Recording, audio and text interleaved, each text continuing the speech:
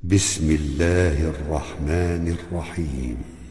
تبارك الذي بيده الملك وهو على كل شيء قدير.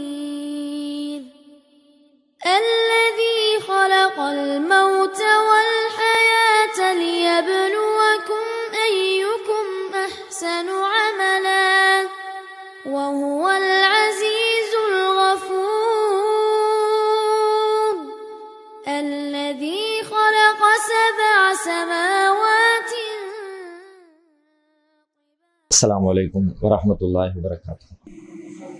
الحمد لله نحمده ونستعينه ونستغفره ونعوذ بالله من شرور أنفسنا ومن سيئات أعمالنا. من يهده الله فلا مضل له ومن يضلله فلا هادي له. وأشهد أن لا إله إلا الله وحده لا شريك له وأشهد أن محمدا عبده ورسوله. أما بعد. கண்ணியத்திற்குரிய எல்லாம் வல்ல அல்லாஹ்வின் நல்லடியார்களே, அல்லாஹ்வின் அருள் பொங்கும் புனிதம் நிறைந்த ரமலான் மாதத்தில் மரணமும் மறுமையும் என்கிற தலைப்பினை தேர்வு செய்து அது குறித்த பல்வேறு செய்திகளை தொடராக நாம் அறிந்து வருகிறோம். அதிலே நேற்றைய தினம் இறுதியாக இந்த உலகம் அழிக்கப்படுகிற பொழுது எவ்வளவு அமளி துமளிகள் ஏற்படும், என்னென்ன மாதிரியான அதிர்ச்சி தரக்கூடிய நிகழ்வுகள் அரங்கேறும் என அல்லாஹும் அவன் தூதரும் நமக்கு சொல்லி தந்திருக்கிற எச்சரிக்கைகளை நேற்றைக்கு நாம் இறுதியாக பார்த்திருக்கிறோம். அதனை தொடர்ந்து உலகம் அழிக்கப்பட்டதற்கு பிறகு அடுத்ததாக மறு உலகத்திற்கு மறுமைக்காக நாம் அனைவரும் எழுப்பப்பட இருக்கிறோம். இதற்கு இடைப்பட்ட காலத்தை பற்றி நபி ஸல்லல்லாஹு அலைஹி வஸல்லம் அவர்கள் சொல்லுகிற பொழுது 40 என்று சொல்கிறார்கள். அபூ ஹுரைரா ரலியல்லாஹு அன்ஹு அவர்கள் இந்த செய்தியை நமக்கு சொல்லும் பொழுது, முதல் சூர் ஊதப்பட்டு உலகமெல்லாம் அழிக்கப்பட்டதுக்கு பிறகு அடுத்து 2வது சூர் ஊதி மறுமை நாள் உண்டாகும். இதற்கு இடைப்பட்ட காலம் 40 என்று நபிகளார் சொன்னார்கள். உடனே அதை கேட்கக்கூடியவர் கேட்குறாரு, 40னா 40 வருஷமா அல்லது 40 மாதமா என்னன்னு சொல்லி கேட்குறார். அபூ ஹுரைரா ரலியல்லாஹு அன்ஹு தெரியலைன்ட்டாங்க. நபி ஸல்லல்லாஹு அலைஹி வஸல்லம் சம்மந்தமாக ஒன்றும் சொல்லலை. அது 40 வருஷமா, 40 மாதமா, 40 நாளா, 40 யுகமா, 40 நிமிடமா, 40 நொடியா, என்னன்னு தெரியல. அல்லாஹ் ஏதோ ஒரு கணக்கு வச்சிருக்காரு, நமக்கு சொல்லப்படலை. அதனால ஏதோ ஒரு அல்லாஹ் விதித்திருக்கிற அந்த விதியின் அடிப்படையில் உண்டான ஒரு காலக்கெடு இந்த இடைப்பட்ட காலத்தில் இருக்கும். அதுக்கு பிறகு அல்லாஹ் ரப்புல் ஆலமீன் மீண்டும் கட்டளை பிறப்பிப்பான். யாருக்குன்னா அந்த சூர் ஊதக்கூடியவருக்கு. சும்மா நுஃபிக ஃபீஹி உஹ்ரா, மீண்டும் அடுத்த சூர் ஊதப்படும். ஃபைதாஹும் கியாமும் யன்துரூன், அவர்கள் அனைவரும் எழுந்து பார்ப்பார்கள். அடுத்த சூர் ஊதின உடனே எல்லா மனிதர்களும் எழுந்து எல்லாம் அங்கங்கே பார்த்துக்கிட்டு நம்ம எங்கே நிற்கிறோம், எங்கே வந்திருக்கிறோம் அப்படின்னு சொல்லிட்டு அவங்க எல்லோரும் எழுந்து பார்த்து கொண்டிருப்பார்கள் என்று குர்ஆன் சொல்லுகிறது. இதே கருத்தை வேறு வேறு வசனங்கள்ல அல்லாஹ் பல இடத்துல பல மாதிரி நமக்கு சொல்லி தரலாம். வனுஃபிக ஃபிஸ்ஸூர் ஃபஜமஅனாஹும் ஜம்ஆ, 2வது முறையாக அந்த சூர் ஊதப்படும், அனைவரும் ஒன்று திரட்டப்பட்டு விடுவார்கள், நாம் அனைவரையும் ஒன்று திரட்டி விடுவோம். 2வது சூர் ஊதின உடனே அழிந்து போன இறந்து போன எல்லா மக்களையும் மீண்டும் நாம் ஒரு இடத்துல ஒன்று திரட்டி விடுவோம் என்று அல்லாஹ் ரப்புல் ஆலமீன் சொல்லி காட்டுகிறான். இன்னொரு இடத்துல அல்லாஹ் சொல்லும் பொழுது வனுஃபிக ஃபிஸ்ஸூர் ஃபைதாஹும் மினல் அஜ்தாசி இலா ரப்பிஹிம் யன்சிலூன், சூர் ஊதப்பட்ட உடனே அவர்கள் அனைவரும் கபறுகளில் இருந்து தமது இறைவனை நோக்கி விரைவார்கள். கபரில் அடக்கப்பட்டிருக்கிறவங்க, மண்ணுக்குள்ள புதைக்கப்பட்டிருக்கிறவங்க எல்லாரும் அந்த மண்ணறைகள்ல இருந்து விரைந்து தம் இறைவனை நோக்கி விரைந்து செல்வார்கள் என்று அல்லாஹ் சொல்லி காட்டுகிறான். இன்னொரு இடத்துல அல்லாஹ் சொல்கிறான், வனுஃபிக ஃபிஸ்ஸூர் ஸாலிக யௌமுல் வஈத், சூர் ஊதப்பட்ட பிறகு இதுதான் வாக்களிக்கப்பட்ட அந்த நாள் என்று சொல்லப்படும். ஸாலிக யௌமுல் வஈத் வஜாஅத் குல்லு நஃப்ஸின் மஅஹா சாயிகும் வ ஷஹீத், ஒவ்வொருவரோடும் யாரெல்லாம் மன்னரிலிருந்து எழுந்து வர்றாங்களோ அந்த அத்தனை பேரோடும், வஜாஅத் குல்லு நஃப்ஸின், எல்லா மனிதர்களோடும் எல்லா ஆத்மாக்களோடும், சாயிகுன் வ ஷஹீத், அவரை இழுத்து வரக்கூடியவரும் அவருக்கு சாட்சி சொல்லக்கூடியவரும் சேர்ந்து வருவார்கள். தனியாக வர போறதில்லை, அவர் கூட 2 பேர், ஒரு ஆள் அவரை கூட்டிட்டு வர்ற ஆளு, இழுத்துக்கிட்டு வர்ற ஆளு, இன்னொருத்தர் அவருக்காக சாட்சி சொல்லக்கூடிய ஆளு. அப்படிப்பட்ட 2 பேர் அவரோட சேர்ந்து வருவாங்க. லகது குன்த ஃபீ கஃப்லத்தின் மின் ஹாதா ஃபகஷஃப்னா அன்க கிதாஅக ஃபபஸருக்கல் யௌம ஹதீத். லகது குன்த ஃபீ கஃப்லத்தின் மின் ஹாதா, இதை குறித்து தானே நீ அலட்சியமாக இருந்தாய். ஃபகஷஃப்னா அன்க கிதாஅக, இன்றைக்கு உன்னுடைய திரையை நாம் அகற்றிவிட்டோம். ஃபபஸருக்குல் யௌம ஹதீத், உன் பார்வை இன்றைக்கு மிக கூர்மையாக இருக்கிறது. இப்பொழுது பார், இவ்வளவு நாள் அலட்சியமா இருந்த, சொல்லுகிற பொழுதெல்லாம் கவனமற்று இருந்தாய். ஆனா இன்னைக்கு உன் கண்ணுக்கு முன்னாடி இருந்த திரையை அகற்றிட்டு உண்மையை பட்ட வர்த்தனமா உன் கண்ணுக்கு முன்னாடி கொண்டு காட்டிட்டோம், இப்ப பார் என்று சொல்லி அந்த நேரத்தில் மனிதர்களுக்கு சொல்லப்படும் என்று குர்ஆன்ல அல்லாஹ் ரப்பல் ஆலமீன் இப்படி அந்த நேரத்தில் சூர் ஊதப்பட்ட உடனே மனிதர்கள் எப்படி கபர்களில் இருந்து எழுவார்கள், எப்படி எழுந்து நிற்பார்கள், எப்படி அல்லாஹ்விடத்தில் ஒன்று திரட்டப்படுவார்கள் என்பது குறித்து திருமறை குர்ஆன் பல்வேறு செய்திகளை நமக்கு சொல்லுகிறது. அதனைத் தொடர்ந்து நபிகள் நாயகம் ஸல்லல்லாஹு அலைஹி வஸல்லம் அதை இன்னும் ஒருபடி மேலாக சென்று இன்றைய நவீன காலத்தில் வாழுகிற மனிதர்கள் சந்தேகத்திற்கு இடமே இல்லாத வகையில் அந்த மறுவாழ்வு குறித்து நம்புகிற விஷயங்களை இன்னும் சற்று ஆழமாக நமக்கு விளக்குகிறார்கள். நமது தாருஸ்ஸலாம் வாழ்வியல் பயிற்சி மையத்தில் இஸ்லாத்தை கற்க வருவோருக்கு உணவு, தங்குமிடம், ஹத்னா, அபிடவிட் மற்றும் பெயர் மாற்றம் உள்ளிட்ட அனைத்தையும் செய்து கொடுக்க நபர் ஒருவருக்கு ரூபாய் 15,000 செலவாகிறது. இறையருளால் அதற்குரிய வாய்ப்பும் வசதியும் பெற்றவர்கள் ஒருவருக்கோ இருவருக்கோ தம்மால் இயன்றவருக்கு பொறுப்பேற்று இப்பணியில் தம்மையும் இணைத்துக் கொள்ளுமாறு அன்போடு கேட்டுக்கொள்கிறோம். இம்மையின் மூலம் மறுமையை வெல்லும் மகத்தான பணிகள் தொடர உங்கள் துஆக்களை கேட்கிறோம். சிந்தனை, செயல், பொருளாதாரம் உள்ளிட்ட அனைத்து வித ஒத்துழைப்பையும் உங்களிடம் எதிர்பார்க்கிறோம். உங்களுடைய ஜகாத் மற்றும் நன்கொடைகளை கீழ்கண்ட வங்கி கணக்கில் அனுப்பவும். எப்படி விளக்குகிறார்கள்? அல்லாஹ் ரப்புல் ஆலமீன் மீண்டும் உயிர் கொடுத்து எழுப்புகிற அந்த தருணத்தில் வயன்சிலுல்லாஹு மினஸ் ஸமாஇ மாஅன், வானத்திலிருந்து அல்லாஹ் ஒரு மழையை இறக்குவான். அந்த மழை மண்ணுக்குள்ள போகும், பூமிக்குள்ள போகும். ஃபயம்பு தூண கமா தம்பு துலாக்கள், புற்பூண்டுகள் எல்லாம் எப்படி மழை பொழிந்த உடனே முளைத்து வெளியிலே வருமோ அதுபோல மனிதர்கள் எல்லாம் உள்ளிருந்து புறப்பட்டு வெளியிலே வருவார்கள். உள்ளிருந்து இந்த ஓமையை நல்லா கவனிச்சோம்னா அதன் தொடர்ச்சியா இன்னும் சில செய்திகளை சொல்றாங்க. தண்ணி விழுந்த உடனே மழை பெஞ்ச உடனே புற்பூண்டுகள் எல்லாம் முளைச்சு பச்சை பசேன்னு பூமி மாறிடுது. இப்ப பச்சை பசேன்னு பூமி மாறுது, பூமியில செடி கொடிகள் முளைக்கிறது அப்படின்னு சொன்னா அது உள்ளுக்குள்ள ஏதோ ஒண்ணு இருக்குது. அந்த செடி உயிர் பெற்று வருவதற்குரிய அந்த செடியினுடைய மூலக்கூறுகள் பூமிக்குள்ளே புதைந்து கிடக்குன்னு அர்த்தம். என்னதான் காஞ்சி போனாலும் நம்ம கண்ணுல பார்த்தா தெரியாது, கையில எடுத்து தடவி பார்த்தாலும் தெரியாது. கண்ணோட புறக்கண்களை வைத்து பார்க்கும் பொழுது ஒரு விதையோ ஒரு கொட்டையோ ஒரு தானியமோ எதுவுமோ உங்க கண்ணுக்கு தென்படவே செய்யாது. எந்த பூமியில மழை பெஞ்ச பிறகு புல் பூண்டுகள் எல்லாம் முளைச்சு வருதோ அந்த பூமியை நீங்க போய் உட்கார்ந்து மழை பெய்யறதுக்கு முன்னாடி அது எல்லாத்தையும் மண்ணை பூரா அள்ளுங்க. ஏன்னா அள்ளிய மண்ணை பூரா போட்டு சல்லடையில போட்டு சலிங்க. அதுல இருக்கிற பெரிய பெரிய கற்களை தனியாடுங்க, சின்ன சின்ன கற்களை தனியாடுங்க, மணல் துகள்களை தனியாடுங்க. எல்லாத்தையும் நீங்க பிரிச்சு பார்த்தாலும் அது மட்டும்தான் இருக்குமே தவிர வேற ஒண்ணுமே உங்களுக்கு தெரியாது. நம்முடைய புறக்கண்களை வைத்து பார்த்தால் அதற்குள்ளே ஒரு புல்லின் விதையோ அல்லது ஒரு செடியின் விதையோ ஒரு தானியத்தின் விதையோ ஒரு பெரும் மரங்களினுடைய கொட்டைகளோ ஒரு மரம் செடி கொடி முளைத்து வருவதற்கு ஒரு விதை ஒன்று தேவைப்படுமே. அப்படிப்பட்ட ஏதேனும் ஒரு விதை நம்முடைய கண்களுக்கு தென்படுமான்னு கேட்டா எந்த விதையுமே தென்படாது. ஒண்ணுமே இல்லாத வெறும் மண்ணு மட்டும்தான் நம்முடைய கண்ணுக்கு தென்படும். ஆனாலும் நம்முடைய புறக்கண்களுக்கு தெரியாவிட்டாலும் கூட அதற்குள்ளே ஒளிந்து கிடக்கிறதா இல்லையா என்று கேட்டால் புற்பூண்டுகளுடைய மூலக்கூறுகள் உள்ள இருக்குது. அதனாலதான் அங்க முளைக்குது. புற்பூண்டுகளுடைய மூலக்கூறு இல்லாத இடத்துல ஒண்ணும் முளைக்காது. இப்ப இங்க கொண்டு தண்ணியை ஊத்துறோம், மழை பெய்யுது, இங்க மழை பெஞ்சா இங்க முளைக்குமா? இப்ப இந்த தரையில இந்த மேல உள்ளதை உடைச்சு விட்டுருவோம், வானத்துல இருந்து மழை நீர் பொழியுது, மழை பெஞ்ச உடனே இந்த தரையில முளைக்குமா? இந்த தரையில முளைக்காது. ஏன் முளைக்காது? இதுல அந்த மூலக்கூறுகள் எதுவுமே இல்லை. மூலக்கூறுகளே இல்லாத வெறும் கற்களையும் பாறைகளையும் கொண்டு நாம இந்த தரையை ரெடி பண்ணி வச்சிருக்கிறதுனால இதுல கண்டிப்பாக முளைக்க போறது இல்லை. ஆனா எந்த பூமியில இந்த மாதிரியான புல்லும் மத்த தாவரங்களும் முளைச்சி இருந்துகிட்டு இருக்குதோ அங்க அவைகளை அல்லாஹ் ரப்புல் ஆலமீன் பூமிக்குள்ள வச்சிருப்பான். நம்ம கண்ணுக்கு தெரியாது. பதப்படுத்தப்பட்ட நிலையில அதனுடைய மூலக்கூறுகளை அல்லாஹ் ஒளிச்சு வச்சிருப்பான்.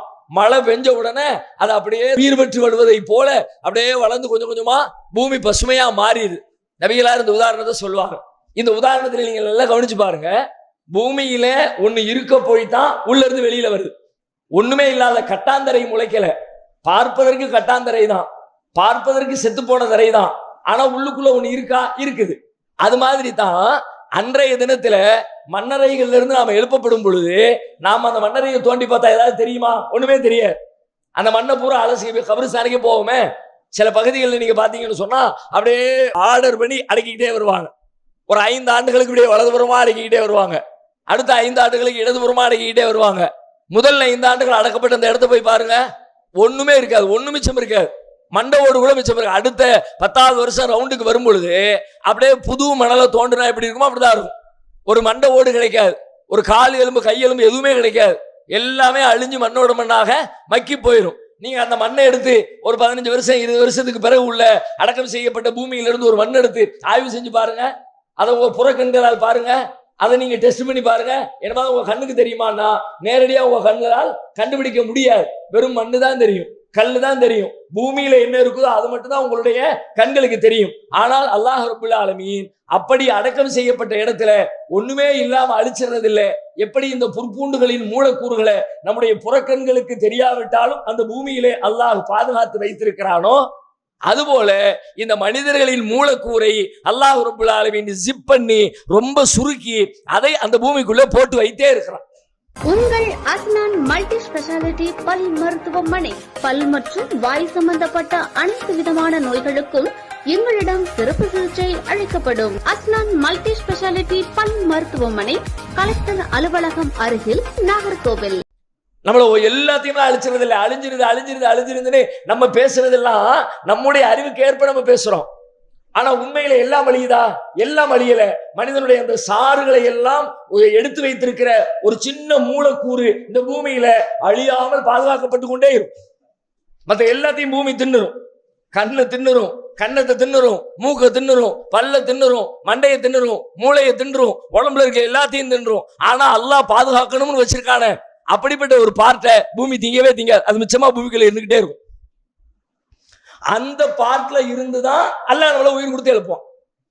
நீங்க நல்லா யோசிங்க, அல்லாஹ் மறுமை நாளில் நம்மை எழுப்புவானா, நம்மை போல ஒன்றை படைப்பானா? நம்மை எழுப்புவானா? இப்ப என்னையே அல்லாஹ் கொண்டு வருவானா, அல்லது என்ன மாதிரி ஒன்ன கொண்டு வருவானா? என்னையே கொண்டு வருவான், உங்களையே கொண்டு வருவான், நம்மையே கொண்டு வருவான். நம்மளையே அல்லாஹ் கொண்டு வருவானே தவிர நம்மள மாதிரி ஒண்ணு கொண்டு வருவான், அது புது படைப்பு. ஒருவேளை நம்மள மாதிரி ஒன்றை உண்டாக்க முடியும் அல்லாஹ்வுக்கு. ஆனா நம்மள மாதிரி ஒண்ணு கொண்டு வர மாட்டான், நம்மையே அல்லாஹ் கொண்டு வருவான். நம்மையே கொண்டு வருவது என்றால் என்ன? அது ஒண்ணுமே இல்லாம போனதுக்கு பிறகு புதுசா செஞ்சா அதுக்கு பேர் நம்மளே கொண்டு வருவது இல்லை. நம்ம அப்படிதான் நினைச்சுக்கிட்டு இருக்கோம், பேசிக்கிட்டு இருக்கோம். எல்லாம் அழிந்து போன பிறகு மீண்டும் எப்படி? எல்லாம் அழிஞ்சு போன பிறகு வந்துச்சுன்னா மீண்டும் வர்றது புதுசு. ஒண்ணுமே இல்லாம போனதுக்கு பிறகு வந்தா அதுக்கு பேர் புதுசு. புதுசு இல்ல, இது ஆல்ரெடி பழசு. நம்மை தான், வாழ்ந்த இந்த மனிதர்களை தான் அல்லாஹ் மீண்டும் கொண்டு வருகிறார். அப்படியானால் நம்மிடம் இருக்கிற மூலக்கூறில் இருந்து நம்மை வெளியில எடுத்தால்தான் நம்மை உண்டாக்கியதாக அர்த்தம். அதனால் அல்லாஹ் நம்முடைய மூலக்கூறுகளை இந்த பூமியில பாதுகாத்து வைப்பான். அண்ணன் பெருமகனார் ஸல்லல்லாஹு அலைஹி வஸல்லம் சொல்கிறார்கள், வானத்திலிருந்து அல்லாஹ் இப்படி மழை பொழிய வைப்பான், புற்பூண்டுகள் முளைப்பதை போல மனிதர்கள் முளைத்து வெளியிலே வருவார்கள். லைஸ மினல் இன்சானி ஷைஉன் இல்லா யப்லா இல்லா அல்மம் வாஹிதா. அதிலே அந்த பூமியிலே மழை நீர் விழுகிற பொழுது பூமியிலே மனிதனிடம் இருக்கிற எதுவுமே மிச்சம் இருக்காது, எல்லாம் அழிந்து போய் இருக்கும். இல்லா அல்மம் வாஹிதா, ஒரே ஒரு சின்ன குருத்தெலும்பை தவிர. அஜபுதனபு, அந்த எலும்பு அதுக்கு என்ன சொல்லப்படும்னா அரபியில அஜபுதனபுன்னு சொல்லப்படும். அஜபுதனபுனா என்னன்னு கேட்டா, நம்முடைய இந்த முதுகந்தண்டு இருக்குல்ல, முதுகந்தனுடைய கடைசி எஜ்ஜு இருக்குல்ல, அந்த எஜ்ஜில இருக்கிற ஒரு சின்ன புறக்கண்களுக்கு புலப்படாத அல்லாஹ் மட்டுமே அறிந்து வைத்திருக்கிற அந்த அளவுக்கு ரொம்ப மெல்லிய ஒரு பகுதியை அல்லாஹ் பாதுகாத்து இந்த பூமியில வச்சிருக்கான்.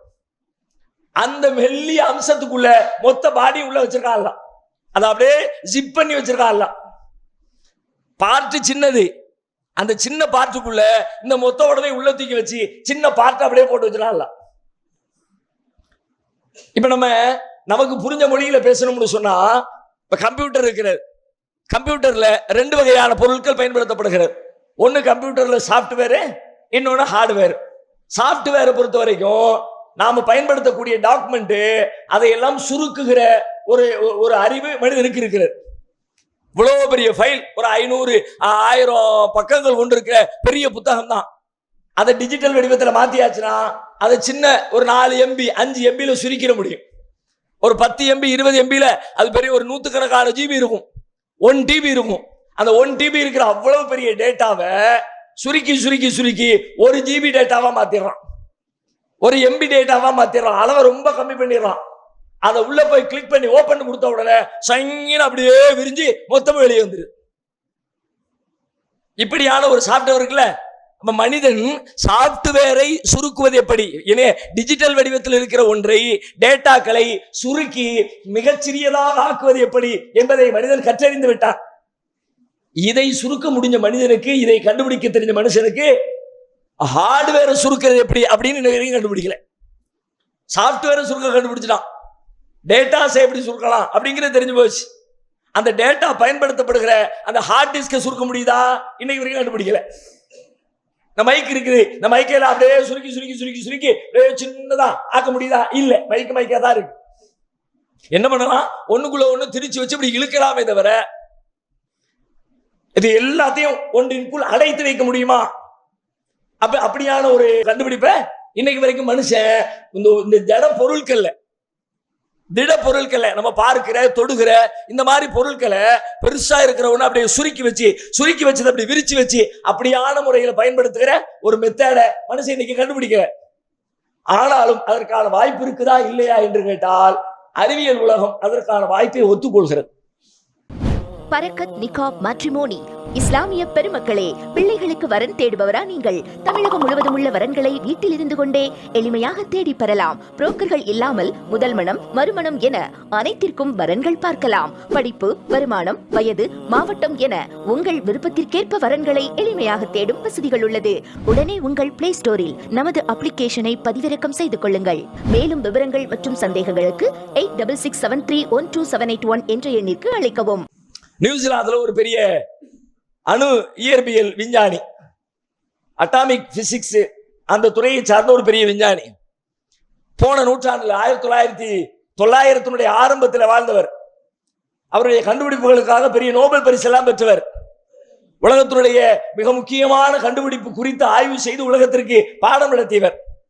அவர் சொன்ன கண்டுபிடிப்புகள் ஒன்று என்னன்னு கேட்டா, அணுக்களை பிளக்க முடியும் என்கிற ஒரு செய்தியை அவர் உலகத்துக்கு கற்றுக் கொடுத்தார்.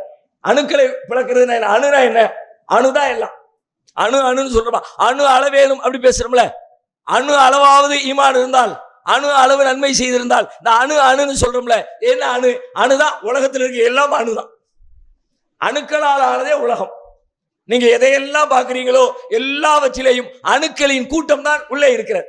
மைக் அப்படின்னு சொன்னா நம்ம சொல்றதுக்கு மைக்கு மேல பஞ்சு இருக்கு, இங்க லைட் இருக்கு, கருப்பு கலர் பெயிண்ட் இருக்கு, இந்த பக்கம் பட்டன் இருக்கு, அங்க ஒரு ஒயர் இருக்குது அப்படின்னு நம்ம இதுக்கு பேர் வச்சுக்கிட்டா கூட அறிவியல் முறையில இதுக்கு என்ன பேர்னு கேட்டா, இந்த பஞ்சு இருக்குல்ல, இந்த பஞ்சு உருவாகணும்னு கேட்டா இந்த பஞ்சுக்குள்ள அணுக்களின் கூட்டமைப்பு, இத்தனை அணுக்கள் சேர்ந்து இந்த பஞ்சு உண்டாயிருக்கு. எல்லாம் அப்படிதான். மூக்கு இருக்கு, மூக்கு அப்படின்னு உண்டாகணும்னா மூக்கு உண்டாகிறதுக்கு தேவைப்படுகிற இத்தனை லட்சக்கணக்கான கோடிக்கணக்கான அணுக்கள் சேர்ந்து அது மூக்காக மாறி இருக்கு. அணுதான் எல்லாம். கண்ணை அப்படியே பிரிச்சு உடைச்சுக்கிட்டே போறோம்னு வச்சுங்க. உடைச்சு பிரிச்சு கடைசியா ஒரு துண்டு வருமே, அந்த துண்டுக்கு பேரு அணு. அந்த துண்டு எல்லாத்தையும் சேர்த்தா அது கண்ணு, அது மூக்கு, அது வாய், அது கண்ணு, அது ஃபேனு, அது லைட், அது பில்டிங், அது மனுஷன், அது சேர், அது மைக், அது கேமரா, அது லைட். நீங்க என்ன சொன்னாலும் இந்த மாதிரி அணுக்களின் கூட்டமைப்பு தான் உலகமே. எல்லாம் அணுக்களால் ஆளுதே இந்த பிரபஞ்சம். இவரு இந்த அணுவை ஒரே ஒரு கண்ணுக்கு தெரியாத பொடிசா இருக்கிற அந்த அணுவை நம்மகிட்ட பிரிச்சு எடுத்து அந்த அணுவை பிளந்தால் அந்த அணுவிற்குள்ளே பெரும் சக்தி இருக்கிறது, பிளக்க முடியும் என்பதை முதலாக கண்டுபிடித்து உலகத்துக்கு சொல்லுகிறார். அதுக்கு பிறகுதான் இந்த அணுகுண்டு கண்டுபிடிச்சாம்ல. அணுகுண்டுங்கிறது என்ன? இதுதான் ஒண்ணுமே இல்லாத கண்ணுக்கே தெரியாத அதை பிளந்து அது உள்ளுக்குள்ள ஒரு பெரிய ஆற்றலை எடுத்து அந்த ஆற்றலின் வழியாக உலகத்தை அழிக்கிற, பொருட்களை அழிக்கிற ஒரு டெக்னாலஜிக்கு பேர் தான் அணுகுண்டு. எத்தனையோ குண்ட உலகம் பார்த்துருக்குது, ஆனா அணுகுண்டு பயங்கர பவர்ஃபுல். அந்த அணுவிற்குள்ளே அவ்வளவு ஆற்றல் இருக்கிறது.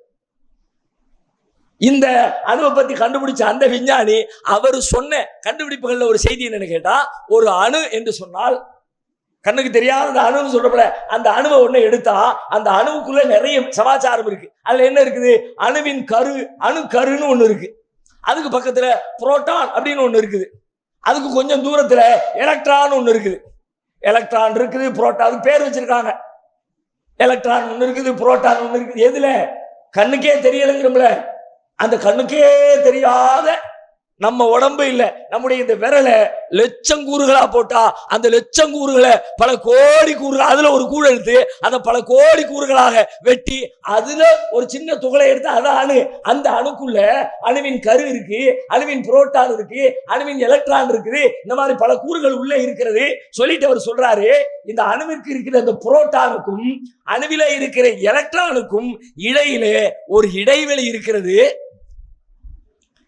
இந்த இடைவெளியின் அளவு எவ்வளவு தெரியுமா? இதுவே கண்ணுக்கு தெரியல. இந்த அளவை சொல்ல முடியுமா?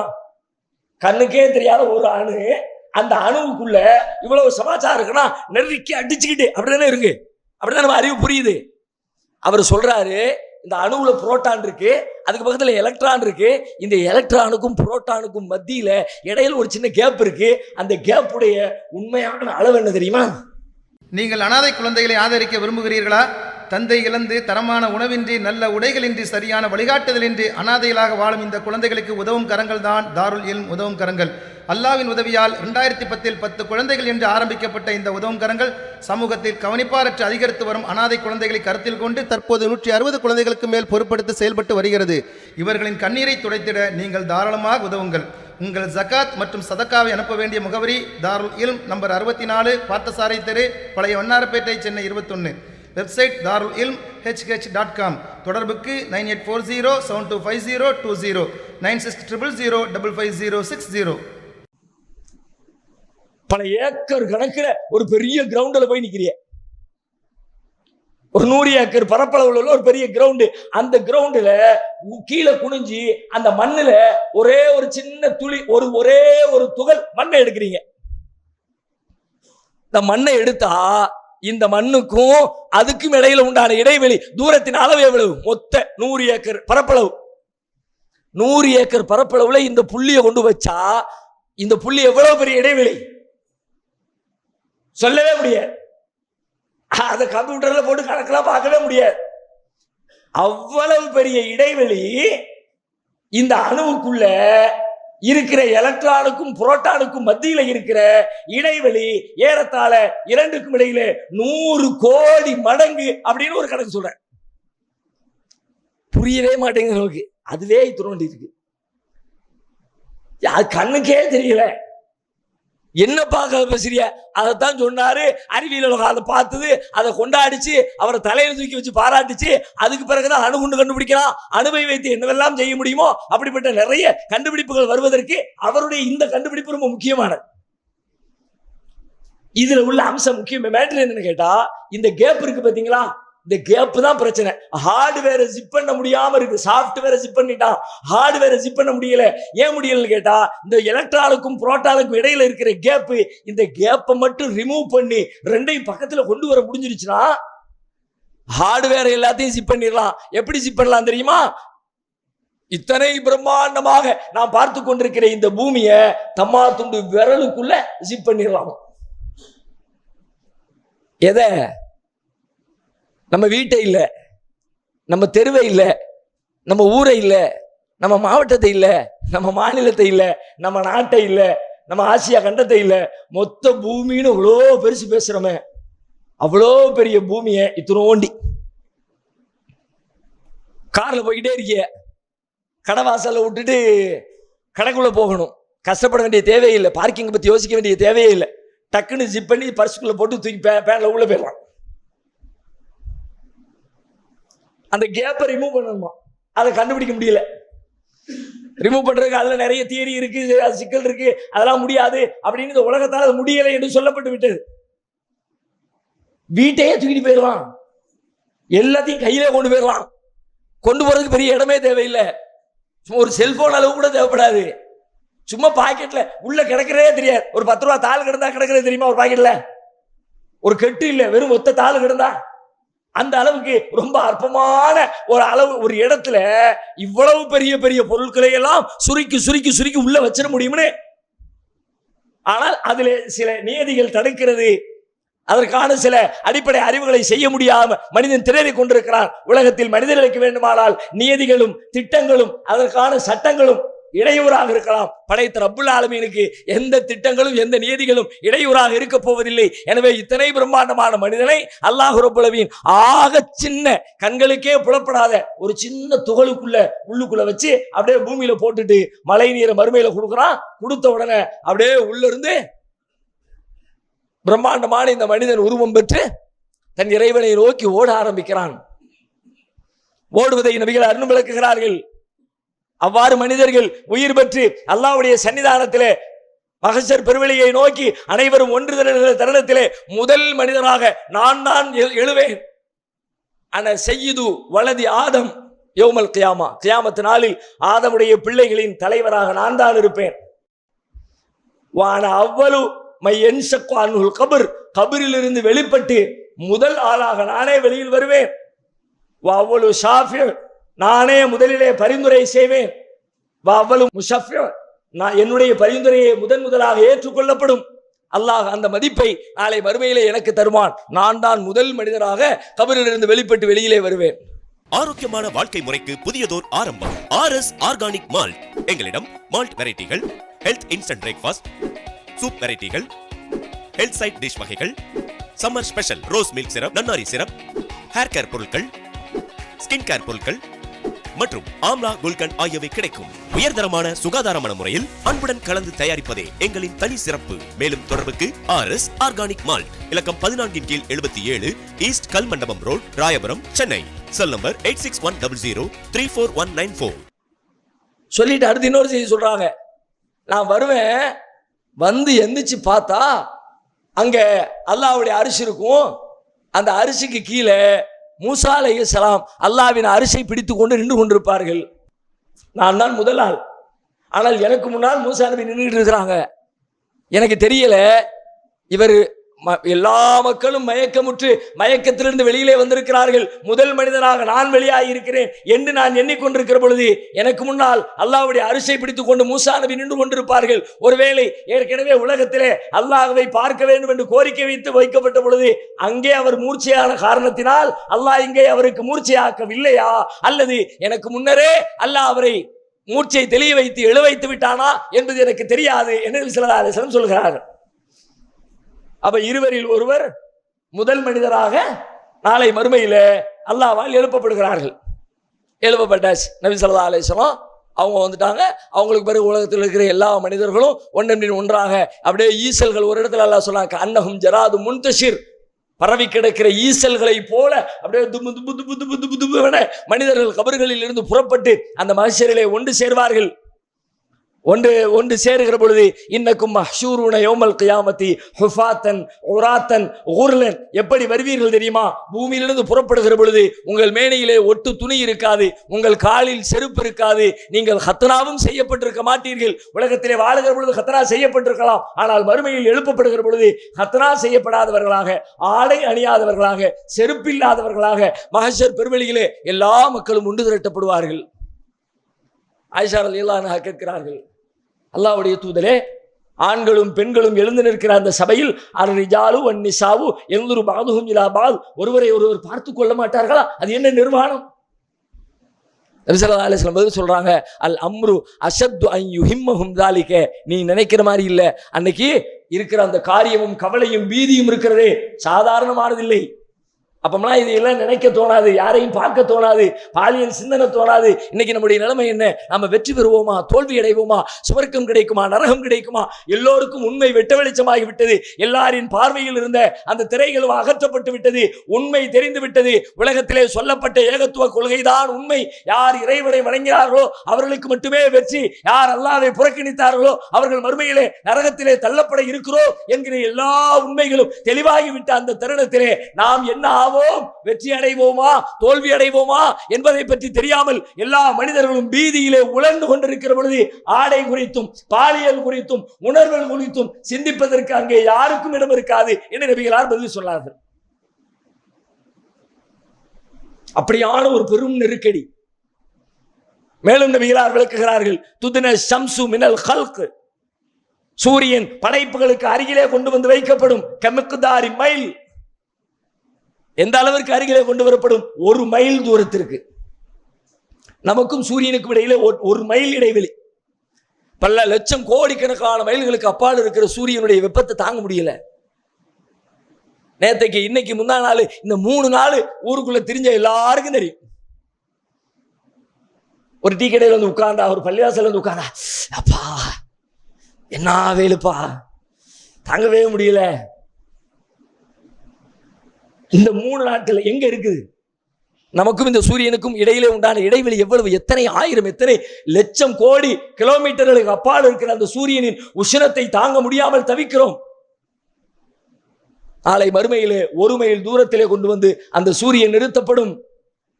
அதனால் இந்த உடல் வெப்பமடைந்து உடலிலிருந்து வியர்வைகள் கொப்பளிக்க ஆரம்பிக்கும். கொப்பளித்து நபிகளார் சொல்லுகிறார்கள், உடலிலிருந்து வியர்வை கொப்பளிக்க ஆரம்பிக்கும். கொப்பளிக்கிற அந்த வியர்வையில் ஒவ்வொருவரும் நனைந்து கொண்டே வருவார்கள். எந்த அளவிற்கு வருவார்கள் தெரியுமா? ஃபமின்ஹும் மை இலா ருக்குபத்தை இலா கஅபை இலா ஹகவை. சில மனிதர்களுடைய உடலில் இருந்து அப்படியே வியர்வை கொட்டி அவர்களுடைய கண்டை கால்களை நனைத்து கொண்டு நடந்து வருவார்கள். சில பேருடைய உடலிலிருந்து வியர்வை கொட்டி அவர்களுடைய இடுப்பை நனைத்து கொண்டிருக்கும், அப்படியே நடந்து வருவார்கள். சில பேருடைய தோல் புஜமளவிற்கு வியர்வை கொப்பளித்து நிற்கும். சில பேருடைய வாயளவிற்கு வரும். சில பேருடைய காது சோனைகளுக்கு ஹத்தா எவ்வளவு ஆதாரம், காதின் சோனை அளவிற்கு வியர்வையில் அப்படியே முங்கி ஆத்துல. இன்னைக்கு நம்ம ஆத்துல போனா கூட தலையளவுக்கு வாயளவுக்கு தண்ணியை பார்க்க முடியல. ஆனால் நாளை மறுமையில நம்ம உடம்புல இருந்து வெளியாகக்கூடிய அந்த வியர்வையிலேயே நாம் குளித்து வருகிற அளவிற்கு, உடலை முக்குகிற அளவிற்கு வியர்வை வெளிப்பட்டு கொண்டிருக்கும். காரணம் அதனுடைய உஷ்ணம் தாங்க முடியாமல். நமது தாருஸ்ஸலாம் வாழ்வியல் பயிற்சி மையத்தில் இஸ்லாத்தை கற்க வருவோருக்கு உணவு, தங்குமிடம், ஹத்னா, அபிடவிட் மற்றும் பெயர் மாற்றம் உள்ளிட்ட அனைத்தையும் செய்து கொடுக்க நபர் ஒருவருக்கு ரூபாய் 15,000 செலவாகிறது. இறையருளால் அதற்குரிய வாய்ப்பும் வசதியும் பெற்றவர்கள் ஒருவருக்கோ இருவருக்கோ தம்மால் இயன்றவருக்கு பொறுப்பேற்று இப்பணியில் தம்மையும் இணைத்துக் கொள்ளுமாறு அன்போடு கேட்டுக்கொள்கிறோம். இம்மையின் மூலம் மறுமையை வெல்லும் மகத்தான பணிகள் தொடர உங்கள் துஆக்களை கேட்கிறோம். சிந்தனை, செயல், பொருளாதாரம் உள்ளிட்ட அனைத்து வித ஒத்துழைப்பையும் உங்களிடம் எதிர்பார்க்கிறோம். உங்களுடைய ஜகாத் மற்றும் நன்கொடைகளை கீழ்கண்ட வங்கிக் கணக்கில் அனுப்பவும். அவ்வளவு கடுமையான உஷ்ணத்திலே மனிதர்கள் எல்லாம் நம்முடைய நிலை என்ன ஆகுமோ? தப்பித்து விட மாட்டோமா? எந்த வழி கிடைத்தாலும் நாம் தப்பித்து விட மாட்டோமா? அல்லாஹ் சொல்கிறான், வலவ் அன்னலி குல்லி நஃப்ஸின் ஸலமத் மா ஃபில் அர்தி லஃப்ததத் பி வ அஸர்ரு நதாமத லம்மா ரஅவுல் அஸாப். அநியாயம் செய்த மனிதர்கள் அந்த தனக்கான வேதனையை, தண்டனையை பார்த்துவிட்ட அந்த தருணத்திலே அவர்கள் நினைப்பார்கள், இந்த பூமி முழுவதும் தமக்கு சொந்தமாக இருந்தால் அந்த பூமி முழுவதிலும் இருக்கிற அனைத்தையும் பகரமாக கொடுத்து விட்டு நாம் இந்த வேதனையிலிருந்து தப்பித்து விட மாட்டோமா என்று நாளை மறுமையிலே ஒவ்வொரு மனிதனும் ஆசைப்படுவான். இப்ப நாம அற்பத்திலும் அற்பமான இன்பங்களை விட்டு கொடுப்பதற்கு யோசிக்கிறோம். நாளை மறுமையில என்ன இருந்தாலும் கொடுத்துடுறோம், மொத்த பூமியும் வச்சுக்க, என்னைய காப்பாத்திரல்லா, எனக்கு வெற்றியை கொடுத்துறல்ல, எனக்கு சொர்க்கத்தை கொடுத்துறல்ல. ஆனால் நாளை மறுமையிலே போய் நாம் அப்படி பேசுவதாலோ சிந்திப்பதாலோ நடக்க போறது ஏதாவது உண்டா? பூமி நமக்கு கிடைக்க போதா? அப்படியே கிடைச்சாலும் நம்ம கொடுக்க போறோமா? கொடுத்தாலும் அல்லாஹ் வாங்க போறானா? நாளை மறுமையில அவைகளுக்கெல்லாம் செல்லுபடி உண்டா? பயன் உண்டா? நன்மை தருமா? நம்முடைய செல்வங்களோ, சொத்துக்களோ, உறவுகளோ, நண்பர்களோ யாரும் பயனளிக்க முடியாது. நம்முடைய நல்லறங்கள் மட்டுமே நாளை மறுமையில் பேசும், அல்லாஹ்விடத்திலே மதிப்பை பெற்ற பொருட்களாக மாறி இருக்கும் என்று சொன்னால் இப்பொழுதே அதற்கான ஆயத்த பணிகளை மேற்கொண்டாக வேண்டும். வருகிற பொழுதே வெளியில் எழுந்த மக்கள் வந்து நிற்பாங்க. நிக்கிறவன் வர்ற விதத்தையே அல்லாஹ் வர்ணிக்கிறான். எப்படி வருவாங்க? ஒவ்வொருத்தரை பார்க்கும் பொழுதே அவர்களுடைய பிரச்சனை என்ன என்பதை மனிதர்கள் அறிந்து கொள்ளலாம். அந்த நாளில் சில முகங்கள் அப்படியே புழுதி படிந்திருக்கும். தருகுஹா கதரா, கருமை படிந்திருக்கும், கண்ணங்கரேர் என்று. உலாய்கஹுமுல் கஃபரத்துல் ஃபஜரா, இவர்கள்தான் இறைவனை மறுத்த பாவிகள். அவங்கள பார்த்த உடனே தெரியும், மூஞ்செல்லாம் புழுதி, முகமெல்லாம் கருப்பு. உலாய்கஹுமுல் கஃபரத்துல் ஃபஜரா, இவர்கள்தான் இறைவனை மறுத்த காஃபிர்கள், பாவிகள். யௌம தபியல்லு வுஜூஹ் வ தஸ்வஜ்ஜு வுஜூஹ் ஃபஅம்மல் லதீன அஸ்வத்தத் வுஜூஹுஹும். சில முகங்கள் வெள்ளை வெளேர் என்று பிரகாசித்துக் கொண்டிருக்கும், சில முகங்கள் கண்ணங்கரேர் என்று இருட்டு படிந்ததை போல இருக்கும். ஃபஅம்மல் லதீன அஸ்வத்தத் வுஜூஹுஹும் அகஃபர்தும் பஅத ஈமானிக்கும் ஃபதூகுல் அஸாப பிமா குன்தும் தக்ஃபுரூன். கருத்து கிடக்கிற அந்த முகங்களை உடையவர்களை பார்த்து சொல்லப்படும், அக்கஃபர்த்தும் பாத ஈமானிக்கும், இறை நம்பிக்கை கொண்டதற்கு பிறகு இறைவனை நீங்கள் மறுத்து விட்டீர்களா? ஃபதூகுல் அதாப், வேதனையை சுவையுங்கள், பிமா குன்தும் தக்ஃபுரூன், நீங்கள் அல்லாஹ்வை மறுத்தீர்களே அதற்கான வேதனையை இப்பொழுது சுவையுங்கள். நாம் இன்றைக்கு நம்மை மீள் பரிசீலனை செய்ய வேண்டும். ஈமான் கொண்டு விட்டோம், ஆனால் ஈமான் கொண்ட பிறகு நாம் ஈமானிலே இருக்கிறோமா அல்லது இறைவனை மறுக்கிறோமா? நம்ம எல்லாரும் நமக்கு சர்டிஃபிகேட், நம்மளாம் ஈமான்ல இருக்கோம், நம்மளாம் இஸ்லாத்தில் இருக்கோம். ஆனால் எத்தனை காரியங்களை, எத்தனை ஈமானிய நம்பிக்கைகளை, எத்தனை இஸ்லாத்தினுடைய நம்பிக்கைகளை புறக்கணிக்கிறோம், மறுக்கிறோம், அலட்சியப்படுத்துகிறோம். அப்படியெல்லாம் அலட்சியப்படுத்தியவன் நாளை மறுமையிலே இப்படிப்பட்ட வேதனைக்கு ஆளாக மாட்டான் என்பதற்கு என்ன உத்தரவாதம்? அல்லாஹ் சொல்லுவான், ஈமான் கொண்ட பிறகு எப்படா நீ மறுத்த, காஃபிரா போன, அல்லாஹ்வுடைய வசனங்களை மறுத்த, அதுக்கான தண்டனை அனுபவி, சுவைத்து பார், ஃபதூகு, டேஸ்ட் பண்ணு, பிமா குன்தும் தக்ஃபுரூன், அல்லாஹ்வை நீங்க மறுத்தீங்களே அதற்கான வேதனையை நீங்கள் இப்பொழுது சுவைத்து பாருங்கள் என்று நாளை மறுமையிலே அவர்களை நோக்கி சொல்லப்படுமா. மேலும் அல்லாஹ்வுடைய தூதர் சொல்லுகிறார்கள், சில மனிதர்கள் உலகத்திலே வட்டி வாங்கி, வட்டி என்பது பெரும் பாவம் என்று எச்சரிக்கப்பட்டிருக்கிறது, ஆனால் வட்டியிலே மூழ்கி, வட்டியை விட்டா எனக்கு வழி இல்லை, வட்டி இல்லாம என்னால சம்பாதிக்க முடியாது, உலகத்துல வட்டி இல்லாம அல்லாஹ் தடுத்த ஹராமான வழியை தவிர ஹலாலான வழி இல்லவே இல்லையா? இல்லை, எனக்கு வேற ஒண்ணுமே தெரியாது. எப்படி தெரியாது? எத்தனை விசாலமான பூமி, எத்தனை வாய்ப்புகள், அத்தனை வாய்ப்புகளையும் மறுதளித்து விட்டு நான் இப்படித்தான் சம்பாதிப்பேன், நான் கடை வச்சு தான் சம்பாதிப்பேன், நான் கடனுக்கு வட்டிக்கு கார் வாங்கி தான் சம்பாதிப்பேன், நான் வட்டிக்கு பொருள் வாங்கி தான் சம்பாதிப்பேன், வட்டியை மையமாக வைத்து தான் பொருளீட்டுவேன் என்று யாரெல்லாம் வட்டியை சாப்பிட்டு கொண்டிருந்தார்களோ அல்லாஹ் சொல்லுகிறான், அல்லதீன யகுலூன ரிபா லா யகூமூன் இல்லா கமா யகூமுல்லதி யதஹப்பத்துஹு ஷைத்தானு மினல் மஸ். வட்டியை சாப்பிட்டவர்கள் நாளை மறுமையிலே ஷைத்தான் தீண்டி பைத்தியம் பிடித்தவனை போல எழுப்பப்படுவார்கள். அன்னஹும் காலு இன்னமல் பைஉ மிஸ்லு ரிபா. ஏன் தெரியுமா? அவர்கள் உலகத்திலே வாழுகிற பொழுது வியாபாரமும் வட்டியை போலத்தான் என்று வட்டியையும் வியாபாரத்தையும் அவர்கள் ஒன்றாக்கி கொண்டிருந்தார்கள். எல்லாம் ஒண்ணுதான்ப்பா, சம்பாதிக்கிறதுக்கு ஒரு வழி அப்படின்னு பேசிக்கிட்டு தான் அதற்கான தண்டனை பைத்தியம் பிடித்தவளாக, ஷைத்தானால் தீண்டப்பட்டவளாக எழுப்பப்படுவான். இன்னும் சில பேர் அல்லாஹ் எழுப்புவான், எப்படி? கண்டறியாத பாவிகளாக, குருடர்களாக. யார் நம்முடைய திக்ரை, அறிவுரையை புறக்கணிக்கிறாரோ அவருக்கு இந்த உலகத்திலே நாம் ஒரு நெருக்கடியை கொடுப்போம். கியாமத் நாளில் அவரை குருடராக எழுப்புவோம். உடனே அந்த மனுஷன் கேட்பானா, கால ரப்பி லிமா ஹஸர்தனி ஆமா, என் இறைவா என்னை ஏன் நீ குருடனாக எழுப்பி இருக்கிறாய்? வகது குன்து பசீரா, நான் உலகத்தில் வாழுகிற பொழுது பார்வையுடையவனாக இருந்தேனே. அப்ப அல்லாஹ் சொல்லுவானாம், கால கதாலிக்கு, அப்படித்தான் உன்னை நாம் குருடனாகத்தான் எழுப்புவோம். ஏன் தெரியுமா? அத்தத்துக்கு ஆயாத்துனா ஃபனசீதஹா வகதாலிக்கல் யௌம துன்சா, உன்னிடத்திலே நம்முடைய வசனங்கள் வந்தன, அதை நீ மறந்தாய். நீ எப்படி உலகத்திலே வாழுகிற பொழுது என் வசனங்களை மறந்தாயோ அதுபோல இன்றைய தினத்திலே உன்னை நாம் மறந்து விட்டோம் என்று அல்லாஹ் பதில் சொல்வான். அல்லாஹ்வுடைய அருளில் இருந்து மறக்கடிக்கப்பட்டவர்களுடைய நிலை நாளை மறுமையில் என்னவாக இருக்கும்? யாருக்கு? யார் அல்லாஹ்வின் அறிவுரையை புறக்கணிக்கிறாரோ, திருமறை குர்ஆனை புறக்கணிக்கிறாரோ, நபிகளாரின் போதனைகளை புறக்கணிக்கிறாரோ, அவர் நாளை மறுமையில கண்டறியாத குருடராக எழுப்பப்படுவார் என்று திருமறை குர்ஆன் நமக்கு எச்சரிக்கை செய்கிறது.